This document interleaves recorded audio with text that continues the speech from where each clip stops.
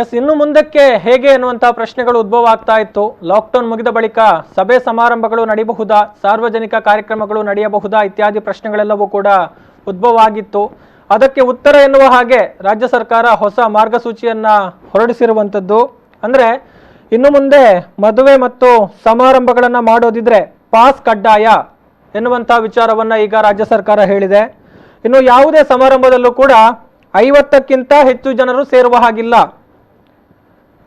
ಅದರ ಜೊತೆಗೆ 50ಕ್ಕಿಂತ ಹೆಚ್ಚು ಜನ ಬರುವ ಹಾಗಿಲ್ಲ. ಇನ್ನು ಬರುವಂತಹ ಪ್ರತಿಯೊಬ್ಬರ ಮಾಹಿತಿಯನ್ನು ಕೂಡ ಅಲ್ಲಿ ದಾಖಲು ಮಾಡಿಕೊಳ್ಬೇಕಾಗತ್ತೆ. ಒಂದು ಹಾಜರಾತಿ ಪುಸ್ತಕದ ಹಾಗೆ ಅದನ್ನ ದಾಖಲು ಮಾಡಿಕೊಂಡು ಎಂಟ್ರಿ ಮಾಡಿ ಇಡಬೇಕಾಗತ್ತೆ.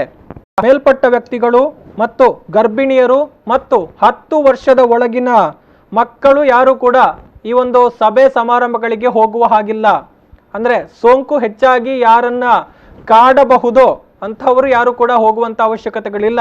ಕಂಟೈನ್ಮೆಂಟ್ ಝೋನ್ ನಲ್ಲಿ ಇದ್ದಂಥವರು ಈಗಾಗಲೇ ಸೀಲ್ ಡೌನ್ ಆಗಿರ್ತಾರೆ. ಅಂದ್ರೆ ಅವರಿಗೆ ಸೋಂಕು ತಗುಲುವಂತಹ ಸಾಧ್ಯತೆಗಳು ಅಧಿಕ ಆಗಿರುತ್ತೆ. ಹಾಗಾಗಿ ಅವರು ಹೋಗುವಾಗಿಲ್ಲ.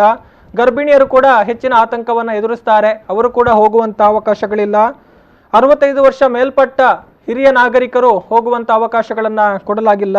ಜೊತೆಗೆ 10 ವರ್ಷದ ಕೆಳಗಿನ ಮಕ್ಕಳು ಕೂಡ ಇಂತಹ ಕಾರ್ಯಕ್ರಮಗಳಿಗೆ ಹೋಗುವ ಹಾಗಿಲ್ಲ ಎನ್ನುವಂತಹ ಮಾರ್ಗಸೂಚಿ ಈಗ ಸರ್ಕಾರದಿಂದ ಬಂದಿದೆ.